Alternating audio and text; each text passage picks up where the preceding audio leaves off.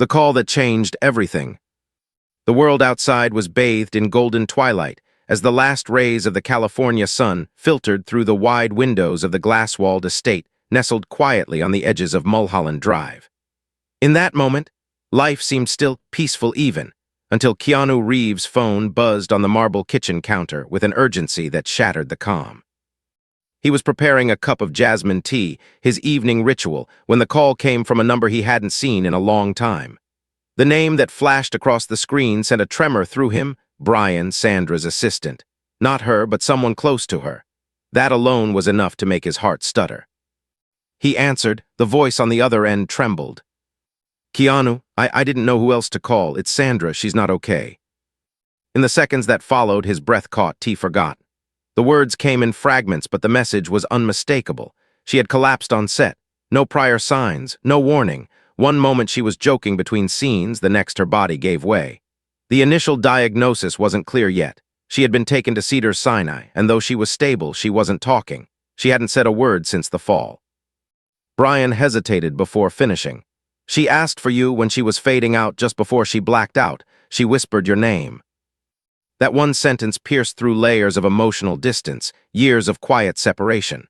Though they had worked together, laughed together, loved each other in ways words couldn't define, life had gently pulled them onto separate tracks.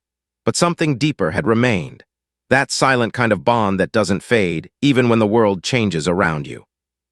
Keanu didn't hesitate. Within 15 minutes, he had grabbed his keys, canceled his evening schedule, and was on his way to the hospital. The city lights blurred into long streams outside the windshield, his thoughts racing faster than the car. The waiting room smelled of antiseptic and artificial calm. Nurses moved quickly through sterile corridors while family members huddled together in whispers of hope and fear. For someone as composed as Keanu, who had seen both the cruelty and beauty of life, nothing could have prepared him for the sight of Sandra lying in that hospital bed, pale, vulnerable, motionless. Machines hummed quietly beside her, their green lines blinking life in real time. Brian met him at the door, offering a quiet nod. She hasn't said a word since they brought her in. Keanu slowly stepped forward, standing by her bedside like a soldier guarding a flame in the wind. He didn't speak immediately. Instead, he just looked at her, the face that once laughed beside him under late-night skies, the eyes that could disarm a room and yet now stayed shut. He gently reached for her hand. It was cold. "Hey," he whispered, his voice softer than silk. "It's me, I'm here now." She didn't stir, but the line on the monitor ticked upward slightly, a subtle shift, perhaps the echo of recognition. That was all he needed. The doctors came and went with vague updates. Stress, fatigue, possible neurological exhaustion, maybe more tests, no definite cause, just symptoms stacked on symptoms. But Keanu didn't leave. Every day he came, sat by her side, read to her, brought her the scent of jasmine, the same tea they used to share during their long press tour. He even brought her favorite old book, The Little Prince. "Remember this one?" he'd ask her softly, flipping through dog-eared pages. "You used to say this line always made you cry.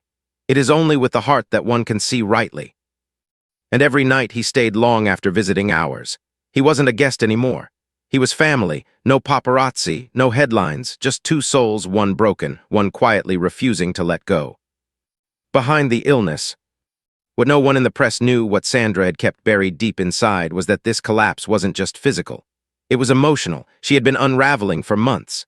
A silent grief had gripped her heart after the loss of a close family member. Publicly, she smiled. Privately, she crumbled.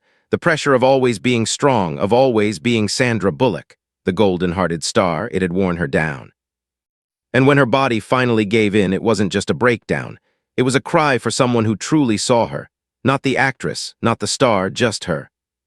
And Keanu, perhaps the only one who ever truly did, had returned. Flashbacks that hurt and heal. One evening, 5 days into her silence, as golden light once again spilled into her room, he sat beside her and closed his eyes. And he spoke, not about the hospital, not about sickness, but about them. "Do you remember Lake Como?" he began with a distant smile. "That morning you made coffee that tasted like motor oil, and I drank it anyway, pretending it was amazing just so you'd laugh." A soft flutter, barely perceptible, flickered in her eyelids.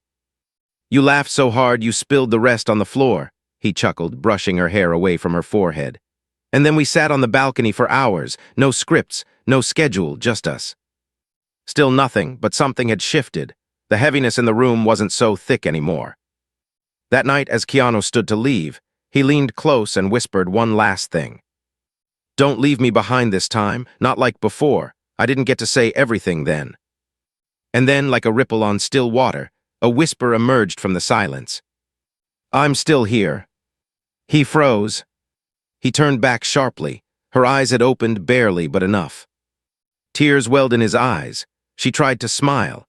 He stepped forward, holding her hand like it was made of glass and gold all at once. And then she whispered again, this time stronger. "You came." What the silence was hiding. The soft beeping of hospital machines blended with the rhythm of hope and uncertainty, pulsing through the walls of the private room that now felt like an alternate universe suspended in time. In those pale blue walls, days had folded into one another. Outside, the world moved on, traffic roared, red carpets rolled, paparazzi clicked, but in here, time hung on every breath Sandra Bullock took. And now she was awake.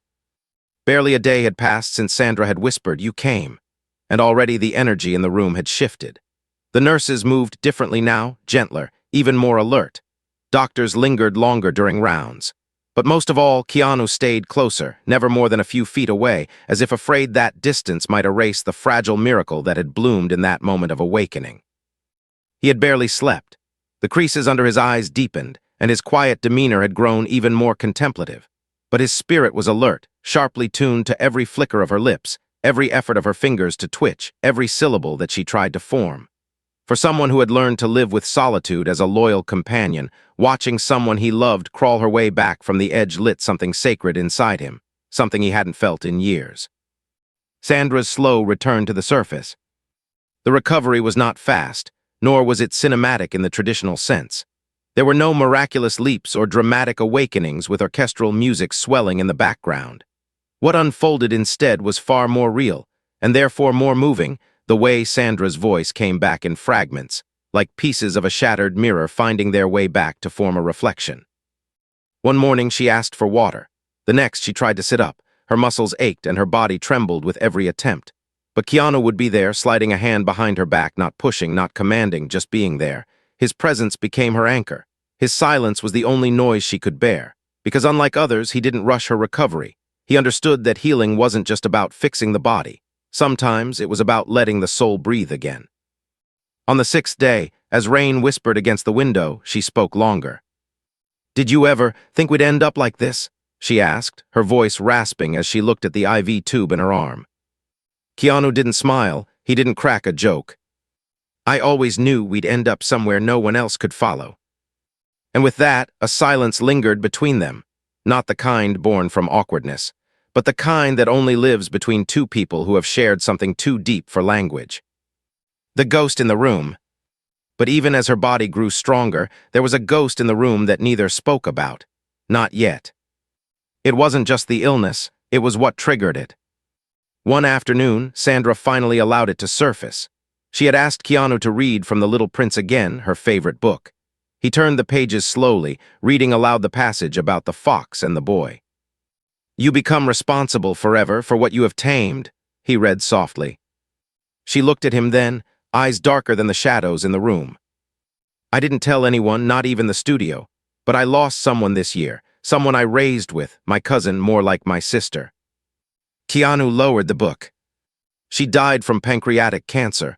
I was filming in New York. I couldn't even hold her hand at the end." Her voice cracked and her hands trembled. "And then I just kept going, kept filming, kept smiling. I didn't stop, I didn't cry, I didn't break. I thought I was being strong. But my body, it knew. It betrayed me when I couldn't admit I was grieving." Keanu didn't rush to console her. He didn't wrap her in platitudes. Instead, he simply reached across and took her hand. "Your body didn't betray you," he said, voice steady. "It saved you. It made you stop before you forgot how to feel." Tears streamed down her face, and for the first time in months, she didn't try to wipe them away. A shared history, a quiet grief. There was something profound about grief when it was shared in silence. Keanu knew that space all too well. He, too, had buried losses in the corners of his heart, the loss of his daughter, the car accident that took the woman he once loved. The grief never left, it just changed shape. He never used it for headlines, he simply lived with it. And that's why Sandra had whispered his name before blacking out that day, because she knew, somewhere deep down, that he was someone who wouldn't try to fix her. He would just sit beside her, offering nothing but presence. And sometimes, presence is the only thing that keeps someone alive. A letter from the past. 2 weeks into her recovery, Sandra asked for a box. Not just any box. Her quiet box, she called it. Inside were handwritten letters, memories, and mementos. The last letter was one she had never opened, not even touched, in 5 years. The handwriting was unmistakably Keanu's. She handed it to him. I found this in the back of my drawer last week. I wasn't ready then. I think I might be now. Keanu hesitated. It was a letter he had written the day after their last film together, a time when the world was shipping them as a couple, and they were both hiding silent affection behind smiles and sarcasm. The letter had never been meant to pressure or confess, just to express. He took the letter and began to read aloud. Sandra, I don't know if this will ever matter. Maybe you'll read it years from now and laugh, or cry, or maybe you'll never open it. But I need you to know something. I've always admired you, not just for the woman you are on screen, but the one who stays late after wrap to check on the grips. The one who cries when the boom operator's dog dies. The one who brings extra blankets to homeless shelters at night and never tells the press. You carry too much sometimes, I see it, and I've wanted to tell you that you don't have to carry it alone. You've tamed something inside me, Sandra, something I thought I'd buried after so much loss.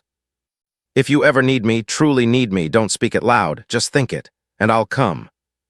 When he finished reading, Sandra stared at the ceiling for a long moment, then whispered, I guess I finally called you, without even realizing it.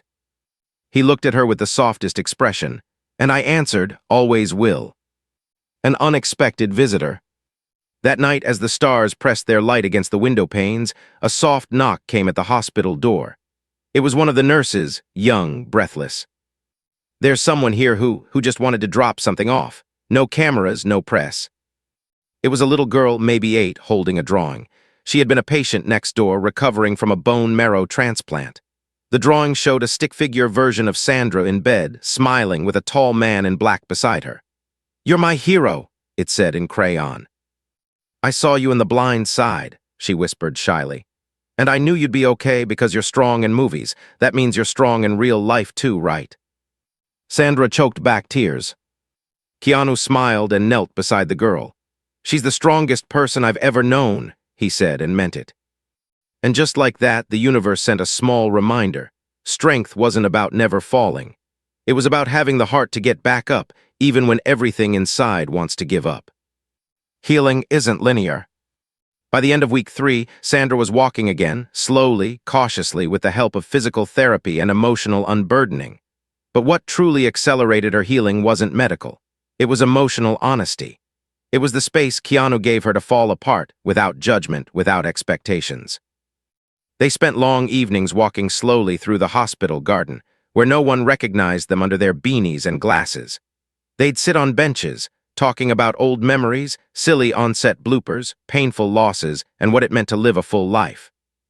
It's not about being fearless, Keanu once said to her during one of those walks. It's about showing up even when you're scared. She nodded. You've always shown up for me, even when I didn't know how to ask. And he replied with a simple truth. That's what love looks like. It doesn't need to be loud, it just needs to be real. Her return, his retreat. The first time Sandra Bullock stood in front of a mirror after her collapse, something felt different, not in her body, but in her eyes. There was a tiredness there, yes, but it wasn't the kind that sleep could cure. It was a kind of deep, soul-rooted exhaustion, the toll of grief left unprocessed, the weight of fame pressing down for too long without pause. She'd lived her life like a lighthouse, always shining outward for others, guiding, comforting, rescuing, but never letting herself flicker, never allowing her own flame to dim even when the storms grew violent. But now something had changed. In the mirror, she saw not a star, not a performer, not America's sweetheart. She saw a woman who had almost disappeared inside herself and was now choosing to return. Behind her, Keanu quietly stood with a warm tea in hand, watching, not interrupting. That was his way. Always nearby, never overpowering. He'd become her shadow during these weeks of healing, but a shadow that held light, that guarded, that waited for her to come back at her own pace. She turned to him slowly, her voice steadier than it had been since the day she collapsed. "I think it's time I try stepping back out there." She looked at her phone, untouched on the nightstand for weeks. Dozens of missed calls, offers, press statements waiting for her approval.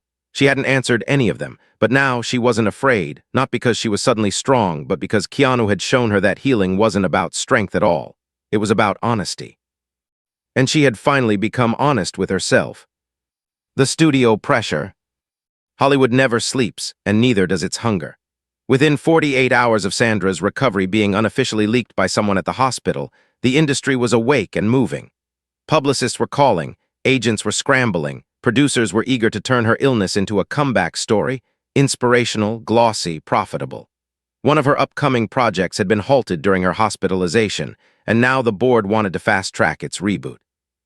Paparazzi began camping outside the hospital gates, triggering flashbulbs that echoed down corridors like war drums. When Sandra's team finally met her in her room, polite, corporate, all smiles and folders, they tried to act careful. But even in their soft words, Keanu could feel the pressure they were placing on her shoulders. "You'll be in control of the narrative," they said. "This can be your moment." But underneath the marketing polish, he heard the undertone: "Get back on stage, put the mask back on, entertain us again." She glanced at Keanu more than once during the conversation, not to ask for help, but to anchor herself. When they left, she sat in silence for a long time, staring at the script they'd given her. Her hands didn't tremble, but her heart did. "I thought I was ready," she whispered. "But I'm scared. What if I'm not who they expect me to be anymore?" Keanu sat beside her, his voice calm, steady. "Then maybe it's time they learn who you really are." A quiet escape. The next morning, before anyone else could interfere, Keanu packed a small overnight bag and offered her an option. "Come with me, just 2 days, somewhere quiet." She didn't ask where, she didn't need to. They drove out of the city, no headlines, no security, no GPS. Just the hum of the road and two souls rediscovering what silence could feel like when shared. They arrived at a small cabin on the outskirts of Big Sur, no cell service, no distractions, just the cliffs, the sky, and the sound of crashing waves below. It was a place Keanu often escaped to, not to run from the world, but to remember who he was underneath it all. They walked in the woods, barefoot on the soft moss, Sandra collecting fallen leaves like treasures, Keanu pointing out stars as they emerged one by one. That night by the fire, they shared a bottle of old red wine, one that had sat in his cellar for years, waiting for a moment that felt right. Neither of them spoke of Hollywood, of comebacks, of sickness or headlines. They spoke of childhood, of books that shaped them, of fears they never admitted publicly.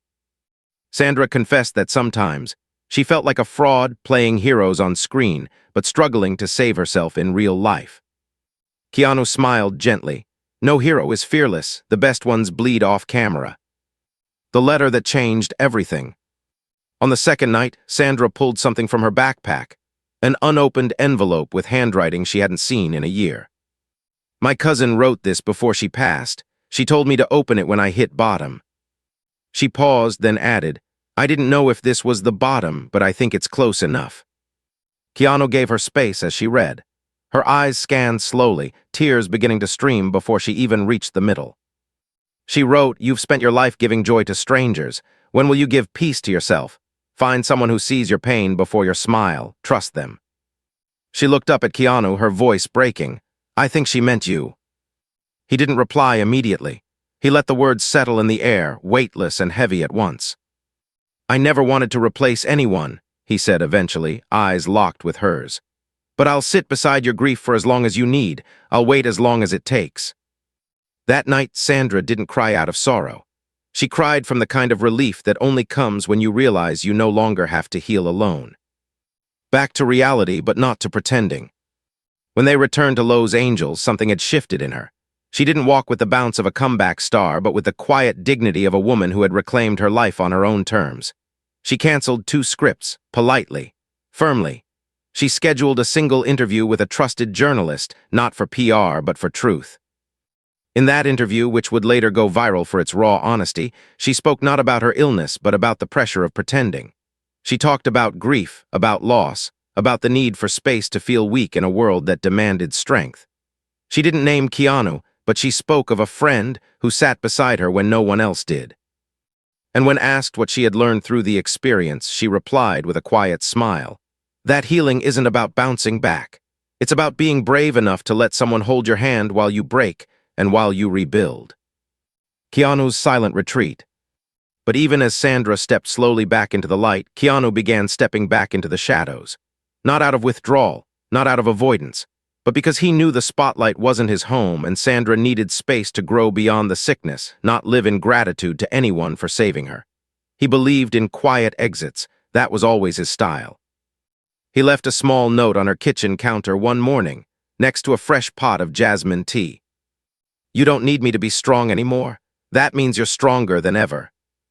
If you ever forget that, just think of a garden in Big Sur and a promise made by firelight. He didn't leave a phone number, just trust. The night her smile broke the silence, and the world watched. In the weeks following Sandra's powerful return, a kind of hush fell over Hollywood that had nothing to do with shock or scandal. It was reverence. Something about her interview had touched a collective nerve, especially in an industry that often denied its own fragility. Producers whispered about her comeback, not with urgency but awe. Fellow actors sent private messages, some apologizing for not checking in earlier, others confessing their own hidden struggles. But through it all, Sandra remained grounded. She didn't return to the glitz of red carpets or the tempo of filming just yet. Instead, she surrounded herself with simplicity, quiet mornings with coffee and books, long walks with no cameras trailing her, and honest conversations with herself. The kind of conversations that happen only after someone has survived something invisible, something that scars not the body but the soul. But even in this peace, the world still called. And eventually, it wasn't a movie premiere or a film festival that brought her back into the public eye. It was an invitation she couldn't ignore. The Global Women's Foundation Gala, held every year to honor women who had used their voice to uplift others, had selected Sandra as its keynote honoree. But more than the accolade, it was the letter from the foundation's founder that moved her. You reminded us that strength doesn't always roar. Sometimes it just whispers, I'm still here. And that's enough to change the world. Sandra hesitated. She hadn't stood in front of an audience in nearly 5 months. She wasn't afraid of stage lights, but of expectations. Could she still hold a room? Could she speak without performing? She found herself on the edge of her bed one night, staring at the invitation card. And almost instinctively, she reached for her phone, not to call, but to scroll back through an old thread, one with no recent messages but filled with memories. Keanu's name stared back at her. She typed a message, erased it, typed again, and finally sent just 5 words. Would you be there too? No emoji, no context, just a quiet question. The reply came hours later, simple, steady, pure Keanu. I already cleared my calendar. The gala that became a mirror. The night of the gala arrived like a storm veiled in velvet. The venue shimmered with lights that flickered like stars. The red carpet stretched long under a sky painted with city haze. Photographers lined the entrance, waiting for moments that would be captured and dissected for headlines and hashtags. But when Sandra arrived, dressed in a sleek midnight blue gown with no jewelry except a delicate silver bracelet, her cousins, there was an audible shift in the crowd. She didn't walk with swagger, she walked with presence. And beside her, stepping down from a quiet black vehicle, was Keanu Reeves, dressed in timeless black, his demeanor as calm as a still lake. The cameras flashed, but the two never played into it. They didn't pose, they didn't wave, they just moved forward together. Inside, the room filled with applause the moment her name was called. And as she approached the podium, her fingers briefly brushed Keanu's hand, a silent grounding before the world turned its eyes to her. She took a long breath and then began, not with practiced elegance but with raw truth. I don't remember the fall, she said. I remember the noise around me fading and one name echoing in my heart, though I couldn't say it out loud. That name was Keanu's. There were gasps, polite, stunned. She smiled gently. He didn't come because of fame or headlines. He came because real friendship doesn't need permission. She spoke of grief, of her cousin's death, of the emotional collapse she had tried to outrun and how life forced her to pause. Sometimes, she said, voice cracking but firm, our bodies give out not because we're weak, but because we've refused to listen to the whispering wounds in our soul. And I'm grateful mine spoke up, because it brought me back to what matters. When she finished, there was no applause at first, just silence, and then a standing ovation not filled with noise but tears. Women and men alike stood, hands clasped, eyes moist, not clapping for a performance but for a truth spoken aloud. The rumor that tried to break her again. 2 days later, the tabloids did what they always do. They hunted vulnerability. A headline exploded across social media. Keanu and Sandra secretly together, but he's pulling away. It claimed insiders had seen him leave the gala early, that he looked distant, that Sandra was relying too much on him, that there was tension. None of it was real. But the damage had already been done. Suddenly, Sandra's story, her truth, was twisted into a tired narrative of scandal and heartbreak. Morning shows debated their relationship status. Late-night hosts joked about their intimate moment at the podium. And the worst of it, pundits speculated that Sandra was using her illness for relevance. For 2 days, she shut her phone off. She didn't speak. She stayed indoors, curtains drawn, and when Keanu called, she didn't answer.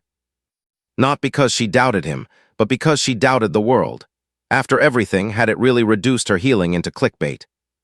Keanu's quiet message. On the third night, a small envelope arrived at her door. No sender listed. Inside was a single quote, printed on hand-pressed paper. A star does not compete with other stars in the sky. It just shines. And beneath it, in Keanu's unmistakable handwriting. Let them say what they want. The truth lives between you and the people who see your heart. There was no plea, no anger, just understanding, and that was what broke her again. She called him that night. No words at first, just silence, shared silence. Then she whispered, "How do you keep standing when they always want to knock you down?" His reply, "You stop standing for them and start standing for you." The dream she thought she had lost. Weeks later, after the noise died down and the rumors became yesterday's news, Sandra stood on a film set again.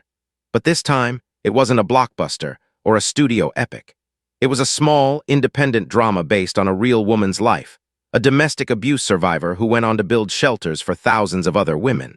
The script had been passed over by 3 major studios for being too quiet.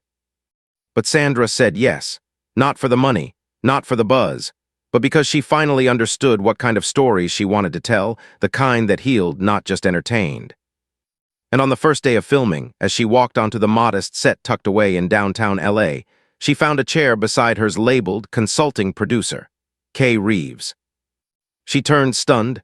Keanu stood there, coffee in hand. "You said you wanted to tell stories that mattered," he smiled. "I figured you might want a friend in the room." And just like that, the next chapter began, not with fireworks, but with friendship. Not with romance headlines, but with shared purpose. 2 people, weathered and real, choosing not to play roles, but to live their truth. Together quietly, when the past returned and nearly tore them apart. There is a strange kind of peace that comes in the quiet after healing, a deceptive stillness that feels like the end of the storm, when in truth, it's just the eye.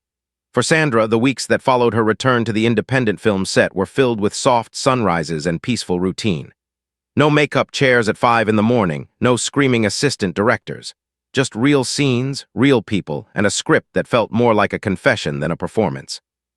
The story of a woman who had rebuilt her life from ruins felt, in many ways, like her own reflection. And with Keanu by her side, not as a protector, not as a savior, but as a silent ally, she finally began to feel safe in the world again. They would drive to the set together most days, quietly listening to old jazz or sitting in silence that never felt empty. Lunch breaks were spent on folding chairs under dusty trees, where Sandra laughed in ways that hadn't touched her face in years. Keanu, always patient, always present, had become part of her rhythm. Not her spotlight, not her storyline, just her shelter. But the past doesn't dissolve with recovery. It lingers like the last thread of a dream you thought you'd outgrown. And one afternoon, the thread pulled too hard. The man she never thought she'd see again. It was a Tuesday, just after golden hour. The film's crew had wrapped early due to equipment delays, and Sandra had wandered into a quiet cafe across the street from the set. She wanted a moment alone. The booth in the corner, half-lit by the setting sun, seemed perfect, until the door chimed, and she heard a voice she hadn't heard in over a decade. Still ordering chamomile like it's a spell. She froze. That voice, that smirk beneath a compliment, that arrogance dressed as familiarity. It was Peter, her ex-manager, the man who once shaped her career like a sculptor, only to nearly destroy it behind closed doors. A man whose manipulation didn't leave bruises but left her self-worth fractured. He had walked away when she refused to conform to his vision of her. She had fired him after discovering the truth behind sabotaged offers, whispered betrayals, and the mask he wore to the world. And now here he was, standing across from her table with the same ease as if none of it had happened. She didn't speak. She simply stared, her hands gripping the edge of the table as if to stop herself from unraveling. But Peter, as always, leaned in with charm sharpened like a blade. "I heard about your fall," he said softly. "You always push too hard, it's in your nature." She stood up quietly, but not weakly. "I'm not that woman anymore," she said. But before she could walk away, his next words nailed her to the floor. "Then why are you still hiding behind him? Or has Keanu finally become your crutch instead of your co-star?" The crack that shook her trust. That night she didn't return Keanu's messages. She didn't show up to their evening walk. And when he knocked gently on her door just past 9, she didn't answer at first. When she finally opened the door, her eyes were tired, not from exhaustion, but from old wounds bleeding through the stitches she thought had sealed them. He stepped in, silent, waiting. She poured a glass of water, hands slightly shaking. And then, as if confessing something shameful, she spoke. "He said I'm hiding behind you." Keanu blinked slowly. "Who?" "Peter," she replied. "The manager from years ago." His jaw tightened, she could see it, but he said nothing. "He saw me," she added, "and somehow it still felt like I was small, like I hadn't changed at all." Keanu crossed the room and sat across from her, eyes steady. "You know he's wrong, don't you?" But she didn't answer, and that silence cut deeper than any words. In that moment, Keanu stood, not in anger, not in retreat, but in clarity. "I never wanted to be something you leaned on because you couldn't stand," he said gently. "I wanted to walk beside you because you already could." And then, just as quietly, he added, "But if you believe his words more than mine, maybe I'm not helping you grow. Maybe I'm holding you back." That night, for the first time since her recovery, Keanu left without waiting for her to call him back. A painful distance. For 3 days, Sandra walked through the set like a shadow of herself. She delivered her lines. She smiled when expected. But the sparkle, the rebirth, had dimmed. The crew noticed, whispering, but no one dared ask. Except one, Marie, the script supervisor, an older woman with silver-streaked hair and eyes that had seen too many stories unravel. "You're not broken," she said quietly during a break. "You're just scared of being whole." Sandra looked up, startled. "Because when you're whole," Marie added, "you can't blame the cracks anymore. You have to own your light. That's harder than surviving." That night, Sandra sat on her porch, the same porch Keanu had helped her fix weeks earlier. She stared at the stars and finally allowed herself to cry, not for the past, not for Peter, but for the truth she had feared. She did love Keanu, but she had been afraid to admit it because love, real love, meant accountability. It meant allowing someone to see you, truly see you, not just when you're shattered, but when you've put yourself back together. And that kind of vulnerability terrified her. She had leaned on him, but she wanted to walk beside him now, not as a burden, not as a story needing saving, but as a woman who had finally found her voice. The moment of truth. The next morning, she found him. He was at the beach, sketching in a notebook he rarely shared. He didn't look surprised when she walked up, didn't flinch, just looked at her, waiting. She sat beside him in the sand. The wind tangled her hair, her voice cracked, but she didn't falter. "I believed him because I wasn't sure who I was without your silence." He looked at her, brow furrowed. "But I know now," she added. "I'm not leaning on you, I'm learning from you, and I want to walk beside you, not behind you." Keanu closed the notebook. "I've never wanted anything more." No grand gestures, no romantic declarations, just honesty. And in that moment, something deeper than love settled between them. A bond not built on need, but on choice. A friendship that had survived collapse. A trust that had weathered storms. Until her heart healed, and even after that. Time, when it's kind, does not rush healing. It moves like a tide, retreating, returning, whispering its lessons across the shorelines of our wounds. For Sandra Bullock, those final weeks leading to her film's premiere passed not in dramatic transformation, but in quiet evolution. There were no grand confessions or sweeping declarations. Just long walks through garden trails, silent breakfasts, shared books with dog-eared pages, and the comforting echo of Keanu's presence. Still near, still steady, always a few steps away, but never out of reach. She had found her footing again. Not the artificial poise of red carpets, but the true grounding of someone who had walked through fire barefoot and survived without pretending it hadn't burned. The film wrapped. Editing moved swiftly, and festival invitations began flooding in. But Sandra had made one thing clear. There would be no talk shows, no Hollywood marketing machine, no media circus. If the story resonated, it would do so on its own merit. Her only request was that the premiere be held in a small, restored theater downtown. The kind with velvet seats and creaky floorboards, the kind that remembered what storytelling used to feel like before billboards replaced heartbeats. The premiere that broke the room. On the night of the premiere, Sandra stepped into the theater wearing a dress her late cousin had once helped her pick out but that she'd never worn. It wasn't designer. It wasn't viral, but it felt right. Keanu stood beside her in his usual black suit, understated and timeless. They didn't arrive in limousines. They walked from a block away, holding hands only once, just at the corner under a street lamp. Inside the theater, the atmosphere was heavy with respect. Fellow actors, writers, filmmakers, all seated with a reverence usually reserved for someone who had faced death and returned with stories that could only be told with scar tissue. As the lights dimmed, silence fell, and when Sandra's first scene appeared on screen, there was no applause, only breath held back. Her performance wasn't just acting, it was presence. It was every quiet scream she had swallowed, every buried ache she had turned into art. The audience didn't see a character, they saw her, raw, real, unmasked. By the time the final credits rolled, the room stayed seated, transfixed, as if too moved to move. And then, as if a single heartbeat beat through them all, the audience rose to their feet. It wasn't the loud, manic ovation of premieres past, it was reverent, tearful, soulful. Keanu stood just behind her as she turned, facing the crowd. He didn't clap, he didn't step forward, he just looked at her like someone witnessing a resurrection. But it was what happened next that silenced even the ovation. A voice from the screen that changed everything. As the credits finished, a short dedication appeared on the screen, one that Sandra had not approved, had not added. Her breath caught as her cousin's voice crackled from the speakers, in a grainy recording she had never heard before. "If this message ever plays," it began softly, "then my beautiful Sandy did something she was scared to do. She told her truth.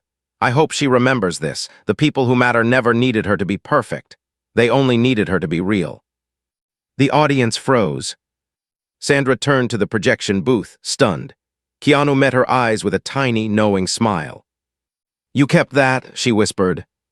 He nodded once. "She gave it to me, said you'd never play it yourself." Sandra covered her face with both hands, not out of shame, but from the beautiful ache of being seen, truly seen, not by the world, but by the few who mattered most. The letter that waited too long. Later that night, long after the cameras stopped flashing and the guests had trickled out, Sandra and Keanu sat in the back row of the empty theater. The silence between them was soft, full, without burden. He reached into his coat pocket and pulled out an envelope, yellowed at the edges, unsealed. "It's from your mother," he said gently. "She gave it to me when we were filming the lake house, said to hold it until you were ready to let someone in." Sandra stared at it as if it were glowing. "I didn't know you still had this." "I didn't either," he replied, "until the day you collapsed. I found it in a box while looking for an old script. I wasn't ready to give it to you until now." She opened it with trembling hands. Inside, written in her mother's distinct pen, were only 2 lines. "Don't wait until life slows down. It never will. When love knocks, open the door, even if you're still cleaning the house." Sandra laughed through her tears, loud, genuine, cleansing. Then, without a word, she leaned her head on Keanu's shoulder. "I'm not afraid anymore," she said. "I know," he replied, resting his head against hers. The final act of quiet love. Weeks passed, the world moved on. The film received nominations, praise, interviews, offers, but Sandra turned most of it down. She'd done what she needed to do. She told her story, and in doing so, healed the part of herself that no award could ever reach. One evening, she returned home after grocery shopping, exhausted but content. As she entered the kitchen, she saw something on the counter, a small journal with her name etched on the cover. Not new, worn. She opened it. Inside were pages filled with sketches, notes, clipped articles, moments Keanu had documented quietly throughout her journey, quotes she'd spoken in her sleep, drawings of the hospital window, a copied passage from The Little Prince, and on the final page, a small photograph of the two of them from a decade ago, laughing in a diner. Below it, he had written, "I didn't stay by your side because you were broken. I stayed because you're the kind of person I'd choose, even if you never healed at all." Sandra closed the journal and held it to her chest, tears streaming silently, not from pain, but from gratitude. The ending that wasn't an ending. The world never got a wedding photo. There were no tabloid covers, no rings shown to cameras.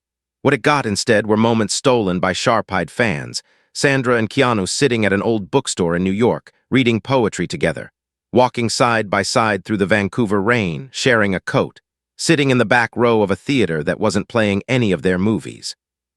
And for those who asked, "Are they together?" there was no answer, because the truth didn't need labels. What existed between them wasn't bound by title or timeline. It was a devotion carved through fire, through silence, through the kind of loyalty that doesn't scream, it stays. Quietly. Forever. Sandra's heart had healed, but not because someone rescued her. Because someone stayed. The end.